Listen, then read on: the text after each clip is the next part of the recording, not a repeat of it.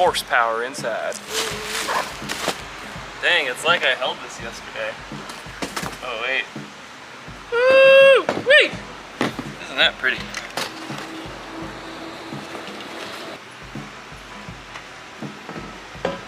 Hi, my name is Dane.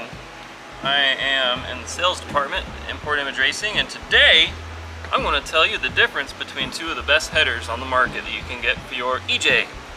First up is the Killer Bee Max VE header. This header is made in America, which is spectacular. Everything on this header is awesome. From the welds to the materials that they are using to the placement, the design, everything.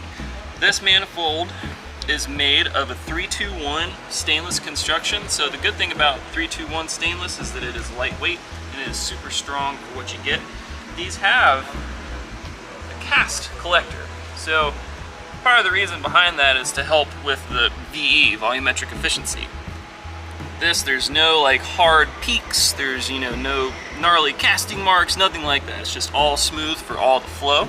You can see this is a step design going to a 2.5 inch secondary where it meets to your up pipe. Killer Bee also uses stainless flanges, billet stainless flanges, which is pretty tight. Flip it over, you can see the amount of work that this company puts into this header. You can feel how smooth the transitions are. You can tell that there is a lot of time that was spent in not only designing but also making this product. This is an awesome header for what you get. It's literally one of the best on the market. You see awesome gains throughout the entire RPM range. It's like I said, a magnificent piece that would be a great addition to your car if you're looking to make more power. So this is again the Killer Bee Max VE header, available at importimageracing.com. We have a few of them here.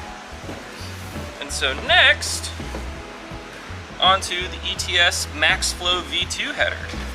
This one is another super popular header made by the homies at ETS. This header uses 1 7/8 inch primary runners that goes to a 2.5 inch secondary through a stainless merge collector that they all make in-house. One thing that's really cool about this header that I like is that they use slip fit connections on this one side. Doing a header on a Subaru is really a pain, so anything that can be done to make the installation easier, I think, is a solid thing to do. A great selling point for this. ETS uses a 304 stainless construction on this, which 304 is a little bit heavier, but it lasts. It's a great material to use. Everything is hand welded in-house. Like I said, you cannot go wrong with either of these headers. Both of them we keep here in-house at Import Image Racing. The only thing that you will need is gaskets. This does not come with the gaskets. It goes from the header to the cylinder head. Our friends at Grimspeed makes an awesome set of gaskets you can put with it, or you can use OEM. ETS does include the manifold to up pipe gasket and some hardware for that. And of course, the best part, stickers. We're going to weigh these headers. The Killer Bee header, the Max VE. Let's see, that's a good one. There.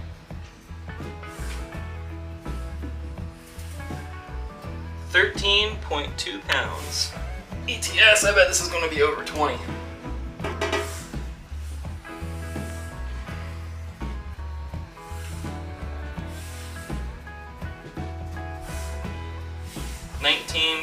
.3. This is heavier for sure, but part of the reason is because I think ETS uses a thicker gauge steel than Killer Bee does.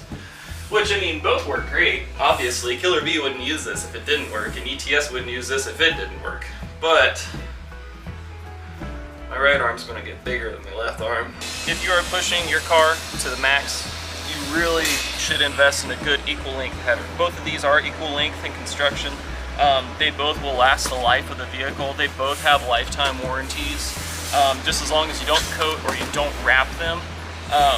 Killer Bee does offer their headers with a Swain Tech coating, but even if you don't coat it, that's okay, because with this high quality of materials that they use on these, you don't really have to worry about heat dissipation as much as a factory cast manifold.